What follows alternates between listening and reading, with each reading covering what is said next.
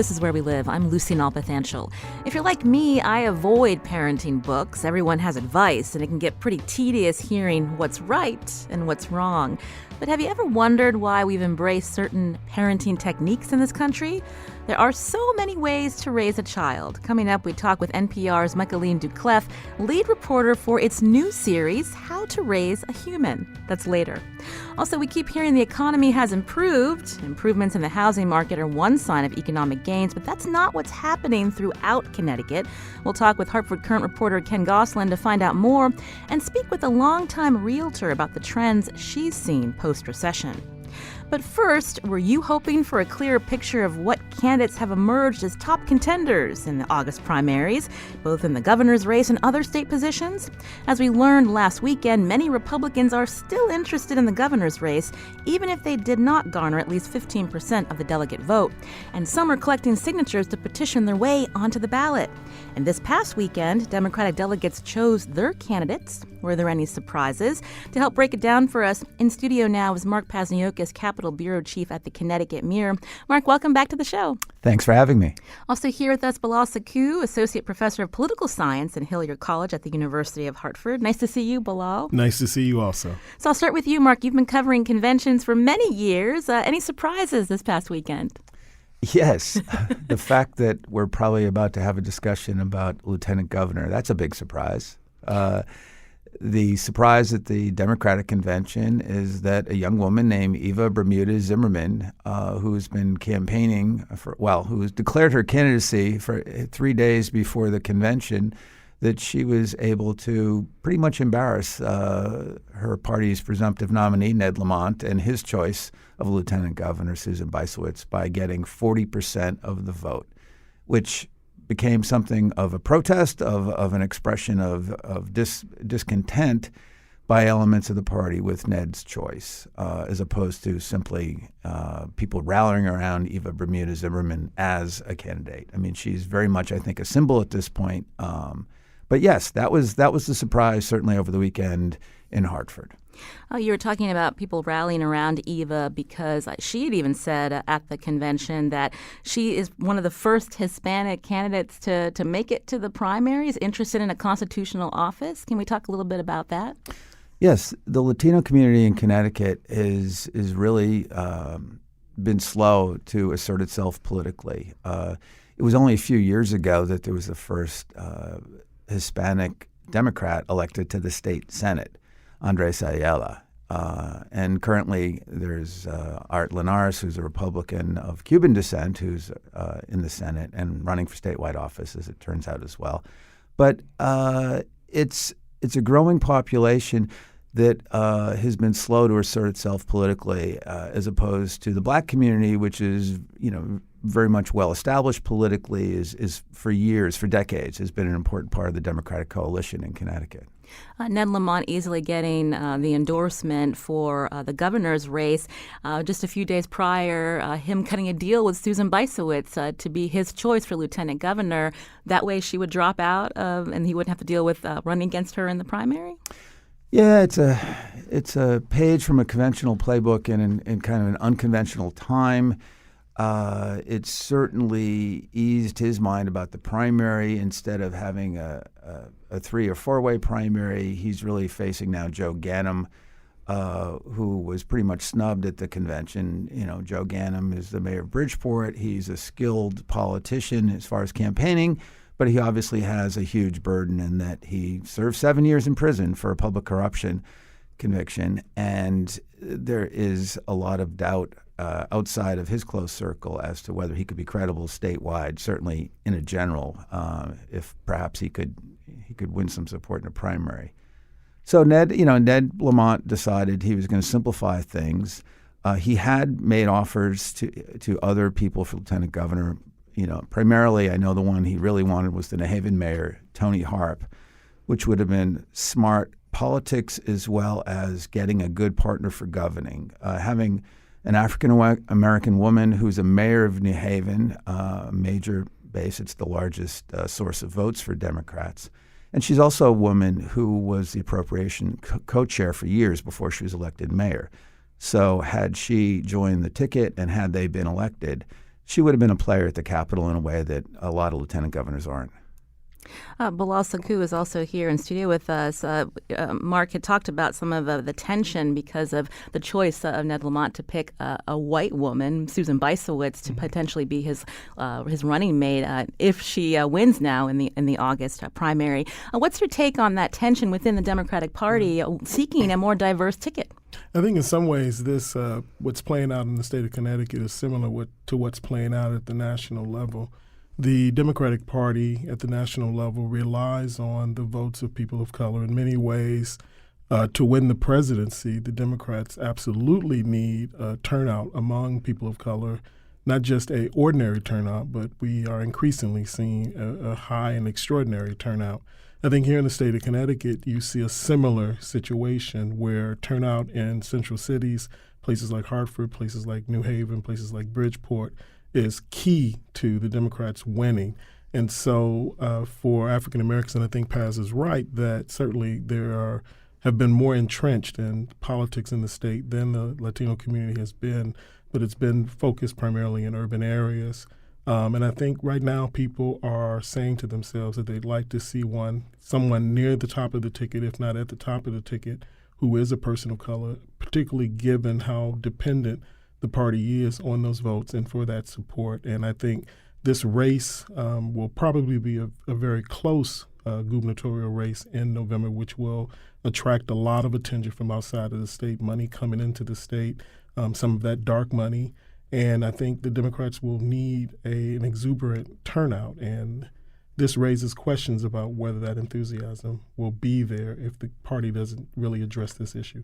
This is Where We Live. I'm getting a recap of the State Democratic Convention. In studio with us, Bilal Saku, who's an associate professor of political science at the University of Hartford. Also with us, Capitol Bureau Chief at the Connecticut Mirror, Mark Pasniokis. What's your response to what Bilal was saying, Mark, but also looking at some of the other races for AG and Treasurer? We are seeing some diversity. No, that's true. Overall, potentially it's a very diverse ticket. One of the candidate endorsed for Attorney General would be the first Asian elected statewide in Connecticut. William Tong. William Tong. And in the race for treasurer, the endorsed candidate is Sean Wooden, who's an African-American lawyer with a background in finance. He is the endorsed candidate, and he faces a three-way primary with an Indian woman named Dita Bhargava, and then there's Arunan Arupalump. Oh God!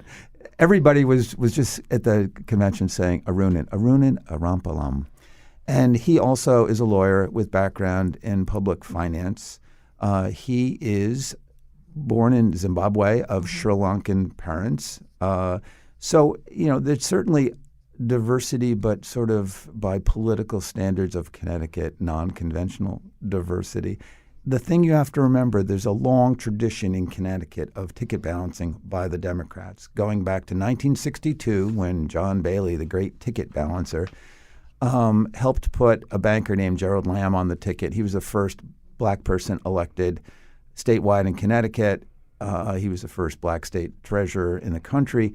And it started this string of, in every election since then, there has been a black candidate nominated by the Democrats for that position. There's good in that, but the bad in that, it sort of became a set aside in some ways. And it's produced a diverse ticket time after time, but it sort of has become autopilot.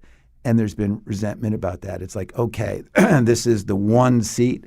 So that's part of the debate this year. Now, the other thing to quickly throw out, in the age of direct primaries, you really can't pick a ticket like that. Ned Lamont certainly is the presumptive nominee for governor, could name a running mate. But as far as the rest of the down ballot, these are individual races, and people have to rise and fall on their own.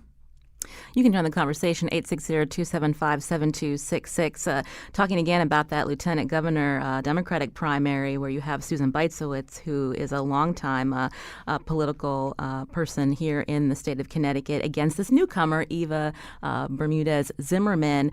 What do you think is going to happen in August in terms of the fact that we have this primary in the middle of summer, but there's also a lot of interest with this newcomer and this race against the establishment establishment. Do you think voters are going to come out to the polls below? Yeah.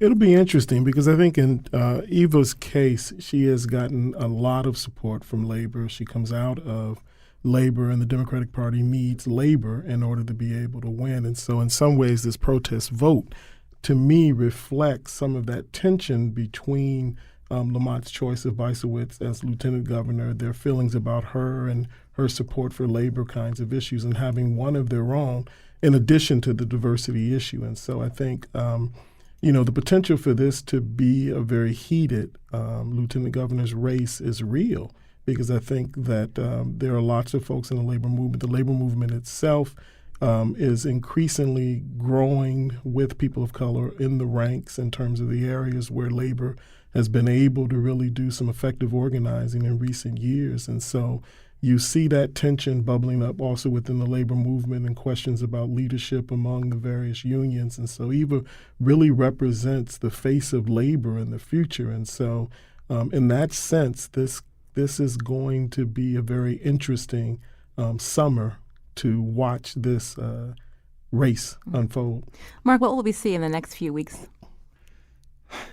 Well, we'll see the primary situation clarified, because there's a deadline at the end of the week about people who are at least going to accept the qualification and go forward with the primary. And that's more of a question with a couple of Republicans. We won't know the full primary ballot until the middle of June. The deadline for people petitioning is June 12th. And then it takes days for these local officials to authenticate the signatures. So I think you'll start to see some. I think there may be a down day or two as people regroup, but you're going to see some visibility events. Bilal is absolutely right.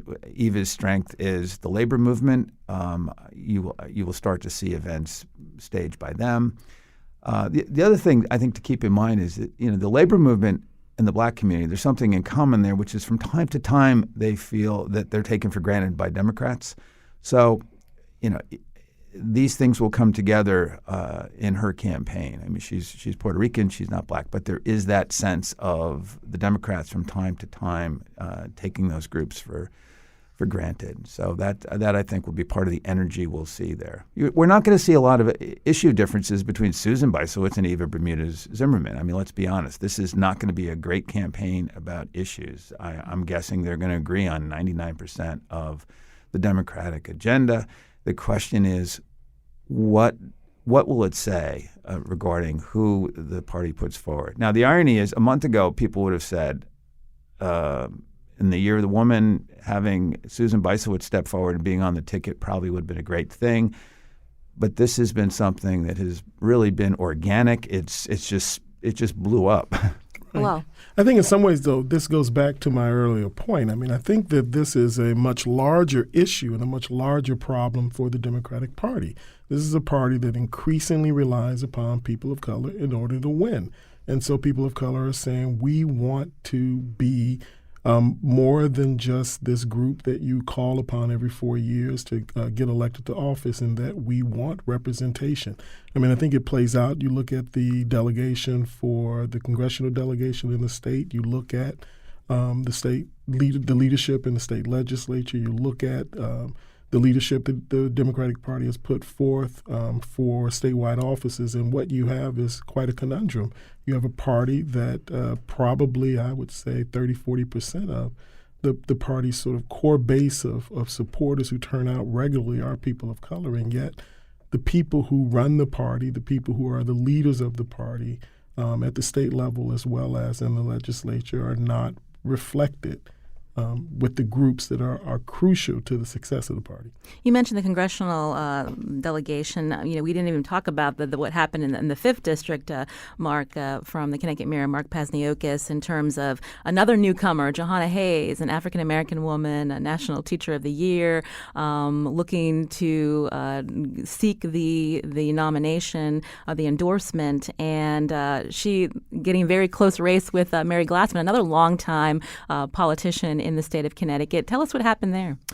Well, there's an example of a leader of the party, namely Chris Murphy, really reaching out to her and encouraging her to run because he recognized what Bilal just said. And it's not just the qualifications of the candidate for the position, it's what the candidate would do by being on the ticket, who they could help turn out.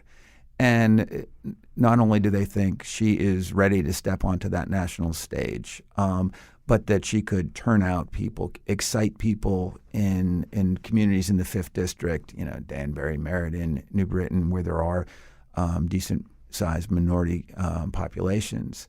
And what it would say more broadly, again, a little bit of excitement, a fresh face. So what happened there that night was she and Mary Glassman were neck and neck. At the end of the second ballot, it looked like Jahana Hayes was going to win by 1 vote. There were vote switches, which is part and parcel of the rules and the culture of both parties. And Mary Glassman pulled it out. And one of the factors seemed to be some resentment expressed towards Senator Murphy for not making the right phone calls, not reaching out to people to explain what he was doing. And again, it sounds petty, but that's also part of politics. How much does this have to do with the Trump effect, so to speak, getting people energized to not only seek office, but to come out for the elections in November? Donald Trump is the Democrats' best recruiter at this point. He has been since election night in 2016. We've seen that in the municipal elections. We've seen it in special elections elsewhere. And it's the best thing the Democrats have going, because the trend in Connecticut, at least for the General Assembly, was a strong Republican trend. They were on the verge of taking over the General Assembly. They tied in the Senate. They were only 5 seats short in the House. Now it's a jump ball because the Democratic base is certainly energized by President Trump. Yeah. It's a big question mark for me about what will happen between now and November, and to what extent here in Connecticut the Trump effect will have that kind of effect. I think, certainly nationally what we've seen is that Donald Trump has been someone who has motivated, especially people of color, to turn out to vote in places like Alabama and other states that have held primaries that Democrats have had some success in. And so on the one hand, I think there's a real potential for that effect to occur, and that it will sort of galvanize turnout. I mean, the challenge, of course, is that when you have a primary on August 14th, a lot of people are out of the state. A lot of people are not around for the primary, so we may not see that kind of a jump like we've seen in other states. But then there's a lot of time between now and November, and a lot of things that this president can do to energize the base. And his regular tweeter rants and other sort of efforts to polarize the population may, in fact, boost turnout in November. And the Democrats will probably need that, because Mark is right that the trend over the last few election cycles have really favored the Republicans. And Republicans feel like they have a good shot at winning the governorship and taking control at least of one of the chambers in the House, the state legislature. And so from that standpoint, I imagine they're going to be quite energized. And I think the other thing will happen, this governor's race is one of those positions that nationally the Republican Party thinks that the Democrats are vulnerable in the state, and there's a possibility of actually winning the governorship. And so from that standpoint, we're likely to see a lot of interest in the state, a lot of visits by people coming into the state. And what will be interesting to see is if Trump is one of those folks who will try to visit the state to sort of rally his base in the state. Mark, do you think that'll happen? Before a primary, there are certain people who I think wouldn't have minded that. In the general, I'm not sure if he would be a help or a hindrance in this state. And, it was the same question with Dan Malloy. How visible do you want Dan Malloy in the fall for the Democratic ticket? And before we head to break, there also are independent candidates running for governor. We should let our listeners know about them, Mark. Oz Griebel is probably the best known former head of the Metro Hartford Alliance. He was a candidate for governor for the Republicans in 2010. He's trying to sort of find a middle path between the two parties. I think his best hope would have been if both parties ended up with extreme candidates. And on the Republican side, I mean, there was a fear that Peter Lamage, who is very conservative, strongly identified himself as a loyalist to the president, but he didn't qualify for a primary, and he's not petitioning. On the Democratic side, the nightmare scenario for them would be that Joe Ganim somehow would win. with it being a two-way primary, if there is a primary, or at most a three-way. There's a gentleman named Guy Smith who's also petitioning to get on the Democratic primary. That seems to be unlikely. And there's also there are minor parties as well. The Libertarians are putting somebody forward. I think the Greens are going to try again, and there's an independent party which the control of that line is now subject to a court fight. So it's unclear at this point if whether or not they'll have that ballot line or not, because it's up to a judge to figure out who controls that line. 2 years ago, nobody had it in the Senate race because they couldn't figure out who controlled the line. You've been at this a long time, Mark, as a political reporter in the state of Connecticut. Have you seen this level of interest in office?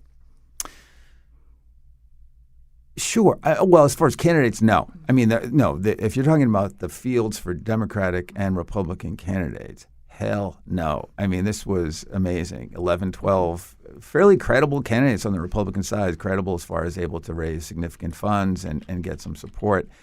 On the Democratic side, at one point, they were up to 8 before, if you include Luke Bronin, the mayor of Hartford, who was exploring. Yes, it's kind of the extreme case. It's an open seat, so that does attract more.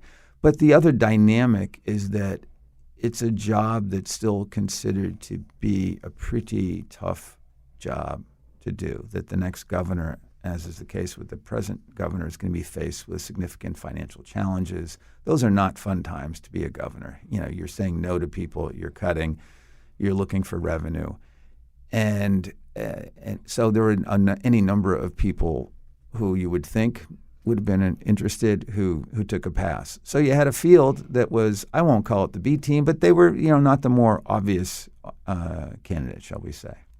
Bilal, one tweet from a listener: if the Democrats think they can just run on "we're not Trump" and not the issues affecting Americans, they will have learned nothing from the disastrous past election. Right. Your response? I think the person who sent the tweet is absolutely right with regard to the congressional election. But just to follow up on something the past was saying, I think this gubernatorial race is a really important one because I think Connecticut is at this point where there are some problems that the state faces that are difficult, and whoever steps into that office will have a difficult time.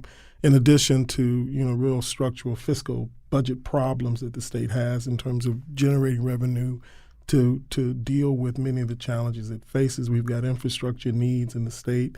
Our higher education institutions need money, need more support, and we've seen over the last few years that support has not been where it needs to be.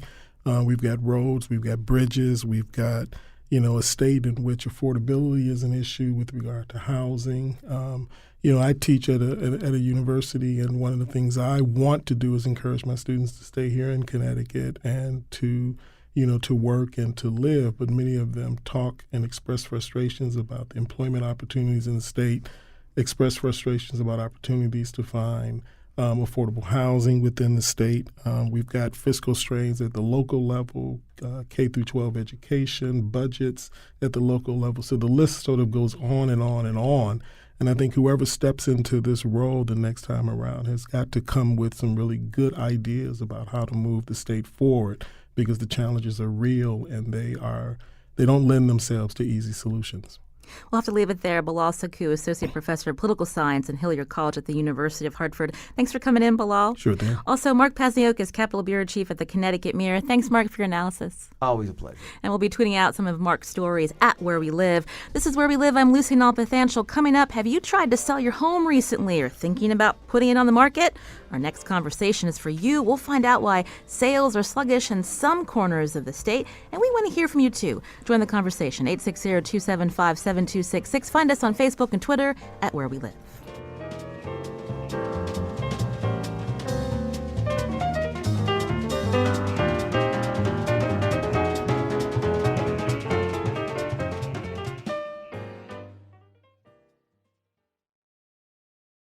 This is Where We Live. I'm Lucy Nalpathanchel. Spring is a hot market for home sales, or it used to be, depending on where you live. A recent Hartford Courant report has found the housing market in Connecticut has not recovered to where it was in 2007 before the recession.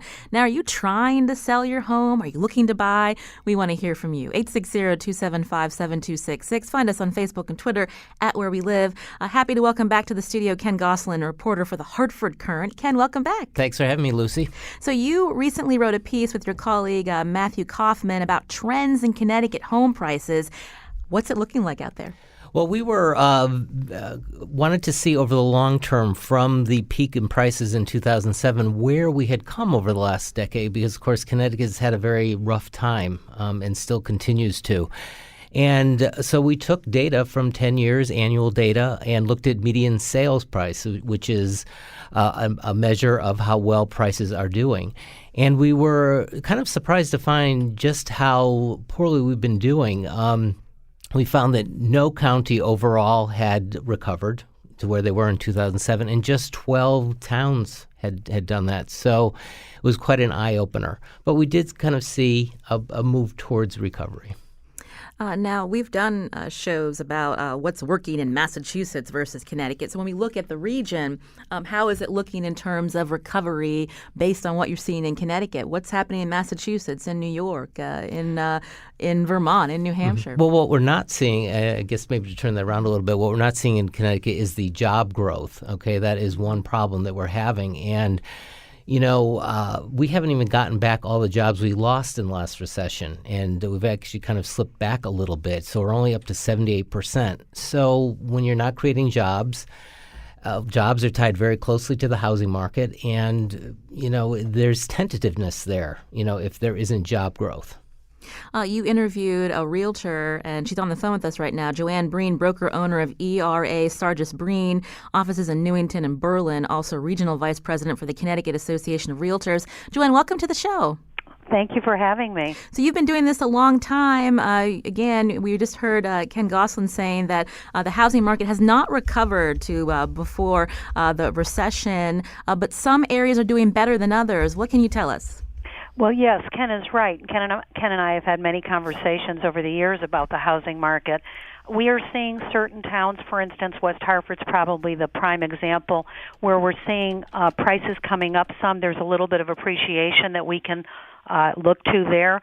But overall, although sales are way up, number of sales are up, the prices are not back where they should be. We're not anywhere near where we should be at this point. And surrounding states have been appreciating for the last few years. This is problematic. So when someone is putting their house on the market, you've put a lot of investment into your home. You're hoping to get some of that in return on investment. But the people looking to buy your home, they're not looking to give you that asking price. And there's a lot of negotiating that has to happen. Yes, I mean, the only thing that's really helping us this spring, to be quite honest, is the inventory has stayed low. And because of that, we are seeing more houses getting asking price or even over with multiple offers. Again, because the supply of houses is low. So that's a good thing, and I think that may be a sign that's helping turn the market around a little bit. But I think Ken hit on a key point. Without the support of a good, solid job market that's going to keep young people here in Connecticut, I don't think we can sustain the type of appreciation we used to see years ago. On an average, in a normal market, we'd see 5-6% appreciation a year. And if we see 2 to 3% in the hottest markets this year, I'll be thrilled. You can join the conversation, 860-275-7266. Norm is calling from Manchester. Norm, go ahead. Yeah, I'm a loan officer here in Manchester, Connecticut, and some of the things that we've been seeing in the market is that a lot of the people that bought their houses in, say, the 06, 07 crash and are now trying to get, sell and upgrade, the problem is that the margin between what they can sell their house for and what they still owe on their mortgage is too small to take care of, the real estate commissions, the upgrades that they have to do to the house when after an inspection from the new buyer, whether it's upgrading an electrical or things that aren't meeting FHA guidelines or, VA or USDA guidelines. So what we're seeing is some of those people are kind of stuck because they can't really sell their home right now because they don't have the equity. enough to cover the expenses of actually what it takes to sell a home. Thank you, Norm, for your call. Joanne, what happens when they get to that point where, again, they're hoping to sell, but then when you add up all of the commissions and conveyance taxes and fixing things after the inspections, do you see a lot of people that drop out of trying to sell their home in the first place? Well, I mean, as realtors, one of our jobs is to try to prevent having people even get that far into it without understanding what they're going to be facing. So when we go out to meet with people initially, those are the things we're looking at. I look at every house as a potential, especially in the lower price ranges certainly, as a potential house for a VA or an FHA loan. And Norm is right. The restrictions on these loans as far as the repairs needed are very specific. So I look at each house expecting that if they're in that situation, I talk to the homeowner about what kinds of repairs they may have to make. And then on top of that, the market is so condition sensitive and has been for several years that today's buyers really want to walk in and find a home in HGTV condition, showroom shape. And not everybody's in a position to be able to afford the upgrades that will put it in that type of condition. So that what it usually does is it prevents people from even putting it on the market because they realize that there just isn't enough money there for them to be able to get it sold. Ken, what did you encounter in your reporting with the people that are looking for homes? Exactly what, and Joanne's absolutely right about that. They're looking for, and I've been hearing this for more than a year, maybe 2 years, looking for those upgrades and looking for the new kitchen, baths. And also, if you don't have that your house has to be priced at a certain level that the buyer coming in could maybe do that, but not just the amount to do that, but just and have a little cushion too on top of that. So what your caller pointed out was absolutely correct, that, at some point the numbers there just don't pencil out. When you mentioned, Joanne, FHA or VA loans, these can be popular because they don't have to have as much the down payment at time of closing? That's right. For down payment for a VA, they can go for 100% financing. And for an FHA, all they need is 3.5% down payment. So this opens up the market to so many buyers who have the income to afford the monthly payment, but just don't have enough down payment to go for a conventional loan. And then they can build their closing costs. Very often they're building their closing costs into the purchase as well, so that they don't even have to have closing costs available. Chris is calling from Manchester. Chris, go ahead. Hi. So in Manchester, my neighborhood, I live in what most people consider starter homes, 1,000 to 1,500 square feet. And I've noticed that they seem to be moving an awful lot quicker than the middle and larger homes and, middle to higher end homes in other towns. And also, same thing, my family lives in Windsor, same thing there. We seem to notice that the starter homes values seem to be increasing quicker than the 250, 350, which has always been considered kind of the prime market in Connecticut. Just wondering if they had any thoughts that's happening in other towns as well. Chris, thanks for your call. Joanne? Yes, I think Chris is right. It is something that we're seeing throughout all the towns. The starter homes are really the ones that are moving the fastest, and they're getting close to asking price because, again, the inventory is low, and there are many buyers out there who fortunately have decided that renting is not necessarily something they want to do for the long term, and they're seeing the value in owning a home again. So we're hopeful that this change in mentality is going to help us bring this market back in Connecticut. Speaking of renting, I got a tweet from a listener, Ben, who writes, if we constantly expect rising home prices, we make income inequality worse because lower income people can't buy homes. I mean, what's your response to that, Joanne? Because we hear so often about the affordability housing crisis in the state. Yeah, I mean, again, that I think is something that's always been with us and unfortunately probably always will be. But I am seeing a hopeful sign among the lenders. The lenders tend to be loosening up on their qualifications. I hope they never go back to the looseness of 2006 and 7 because that's what brought us into this mess to begin with. But they are loosening up in a more reasonable way to allow people with lower incomes who have reasonably good credit and have a good history of paying on time to be able to get into houses. So hopefully there will be more first-time buyer programs coming along that will help people out and help them get into the housing market. We were talking about the lack of job recovery in the state. Also, personal income has stalled, growth has stalled in Connecticut. Lots of different factors leading to what we're seeing in the state. But I'm curious from the policy standpoint, when we look at what the state legislature and the governor, the policies they put in place, how is that either helping or hurting the situation, Ken? I think that the uncertainty and the worry about, budget deficits down the road, how that is going to then cascade down to the towns, what people will have to pay in property taxes. People may be able to afford the mortgage payment, but then the property taxes are high. They certainly are high. And if people on the flip side, if sellers cannot get the price that they want, but they're frustrated because their property taxes keep going up. So it is a very complex situation. Joanne, I mentioned besides being a broker and owner of ERA Sargis Breen, you're regional vice president for the Connecticut Association of Realtors. So what's your take on what's happening in Hartford and how that can help or hurt prospective home buyers? Well, I've been very active with Connecticut Association. I've been up at the legislative office building testifying either for or against various proposals that impact the housing market. Connecticut Association, our motto this year is give us a Connecticut to sell. And we are working very hard to support legislators who are pro-housing and working hard to keep bills from passing like buyer conveyance taxes, for instance, that are just going to keep the housing market from recovering. Explain briefly the conveyance tax for those of us who don't know a lot about it. Well, the conveyance tax, of course, sellers already pay a conveyance tax, and we have for several years in Connecticut.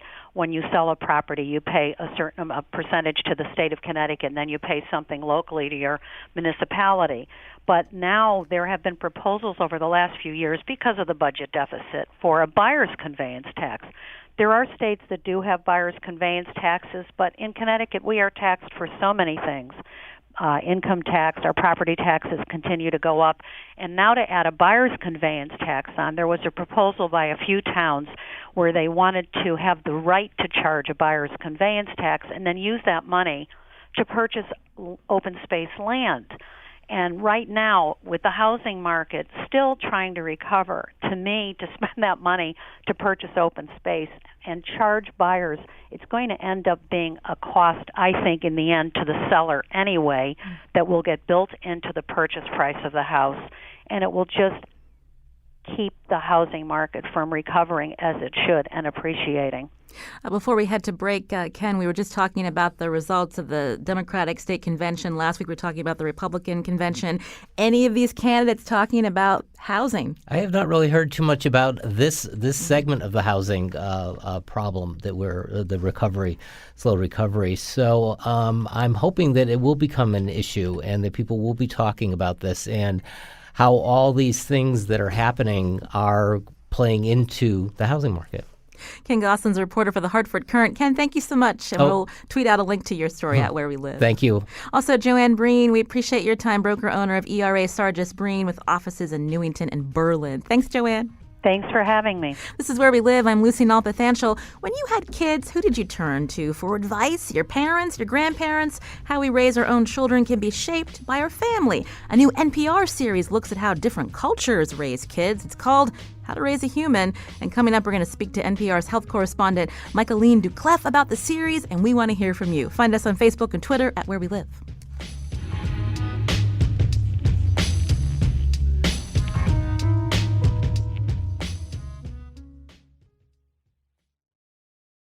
This is Where We Live. I'm Lucy Nalpathanchel. At the top of the show, I mentioned how I avoid parenting books. Do you as well? Everyone has advice, and it can get pretty tedious hearing what's right and what's wrong. But have you ever wondered why we've embraced certain parenting techniques in this country? There's so many ways to raise a child. It's the focus of a new NPR series called How to Raise a Human. Lead reporter in the series and global health correspondent for NPR, Michaeline Duclef, joins us now from the studios of KQED in San Francisco. Michaeline, welcome to the show. Hi, great to be here. So when I saw that you were doing this series, I was so excited. And tell us about the concept behind how to raise a human.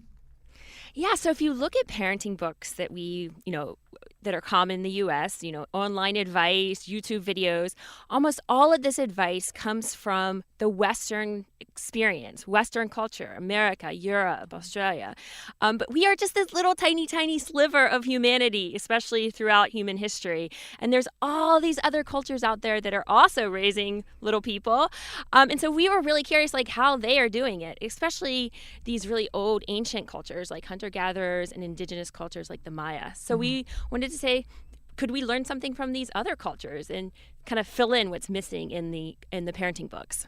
You mentioned the Mayan culture. Let's talk about one of the stories about the quote-unquote super mom and where you went to figure out why we're so stressed out in this country, but in other places, parenting, it's not such a big deal. Yeah, so I spent about a week with some Mayan family in the Yucatan, and I was just blown away by how calm and relaxed the moms were. I mean, these women were working hard. They have like 4 or 5 kids. They're taking care of livestock to help the family income. They're cooking fresh, good meals every day. But they were just so relaxed, and their home was run with like minimal resistance. There was very little bickering, very little talking back, and I was like, how do they do this? What are they doing? What's their secret? One of the secrets would be they have a lot of support, familial support. Oh, absolutely. This is so key. So if you look around the world and throughout human history, kids just did not evolve to be raised by 1 or 2 people. There were a whole slew of people around them helping the mom. So the grandma is key, aunts, older siblings. And even in Western culture, we have a rich history of neighbors helping each other. This idea of just like a mom stuck in her home by herself, I call it a mom in a box, there to raise the kids is incredibly strange throughout human history, and even strange for Western culture. So, we all know it, right? We all know that when we get our friends to help, we get our relatives to help, things are easier. And there's a reason for that. It's because kids evolved to be raised that way. Now, you're also a mom, so there's so many different subjects and issues you can tackle in this series, How to Raise a Human. So how do you decide, what to look into in terms of how all other cultures are dealing with the same issue? Yeah, so we took like issues that were really like hot button issues in the U.S. right now. So baby sleep is a story that just came out today. That's, you bring that up online and everyone gets heated up. We're also looking at attention. So, attention with kids, attention span with kids is really a critical topic. So we took these really hot button topics, controversial, very with a lot of interest, and then we said, how are other cultures doing it? Can we get advice? Can we learn something from them? So we wanted to look at really meaty issues. You mentioned bed sharing, the story that just aired this morning. In the story, you interviewed mother Melissa Nichols, who says she tried crib sleeping, so allowing her baby just to sleep in the crib, not with her in the bed, but she found it ineffective for her newborn baby. Let's hear the clip. She was crying and would absolutely not sleep. And I couldn't sleep either. Because you wanted to touch her and hold her. Yeah. And I also just kind of feel instinctually that she should be on me. She's been in me for 9 months, and this has to be right. So Michaeline, again, this is very controversial. I know here in Connecticut there were a few babies who were sleeping in the bed or on the sofa with a parent, and the babies unfortunately passed away. And so there was this campaign to say, it's not safe to have your baby in bed with you, but that's something that a lot of parents struggle with. Tell us why. Yeah, so this is a really controversial issue, and I just want to say up front, sleeping on a sofa with a baby is never safe. The scientific evidence is super clear there. But there's been this question of for a mom that's sleeping in a bed that's, safe, a firm mattress, no pillows, big comforters, does this raise the risk of SIDS? If you look around the world and throughout human history, parents have been sleeping with babies for hundreds of thousands of years. Of course, the Western bed, the modern bed, is not designed for an infant in mind. Historically, babies have been sleeping on the floor or on very thin mats.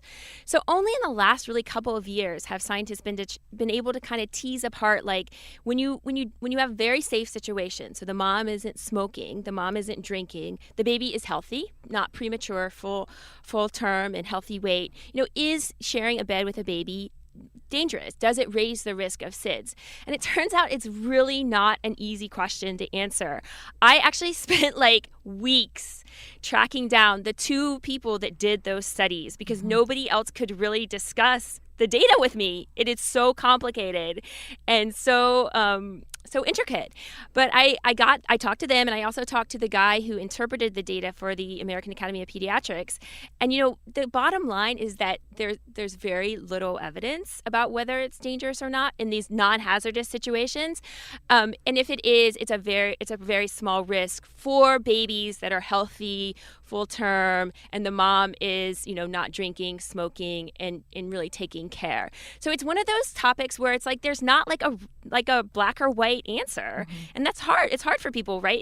It's not just like it's always unsafe, it's always safe. There are particular instances where it is very unsafe. So the mom drinking, the mom smoking, being on a sofa. But there's other instances where it's relatively not gonna raise the risk very much, very, very little. Does that make sense? It does. It does. I'm speaking with Michaeline Duclef, Global Health Correspondent for NPR Science Desk. We're talking with her about this new series, How to Raise a Human, the story that aired this morning. We'll tweet out a link about bed sharing and the risks associated with that if there are certain hazards in place, as you mentioned, and tracking down the authors of these two studies that came up with the conclusion based on these studies that babies older than 3 months, if there was no detectable increased risk of SIDS among families that practice bed sharing in the absence of other hazards. We're getting a tweet from a listener, Michaeline, who says that she's hearing a lot about cultures where help is offered by grandmothers, aunts, sisters. She wants to hear more about the involvement of men. And so that's my next question for you, is what are some of the future stories you're going to be working on? Yeah, so the men question is really interesting because really throughout human history, now not all cultures, like there are some cultures where men are quite involved, but typically men haven't been very involved in raising children. And that's where actually in Western culture, we see this movement, right, where the men have stepped up in the last generation or so and filled in for some of the parenting role that's missing now from the grandmother and the aunt and the sibling. So if you look, the average number of hours that men are now helping out as with caretaking has doubled in the last 50 or so years, but women are still doing more of the share by far. So the men are definitely stepping up and filling in for what we call allo parents or other parents. But the women still need more help than that, I think.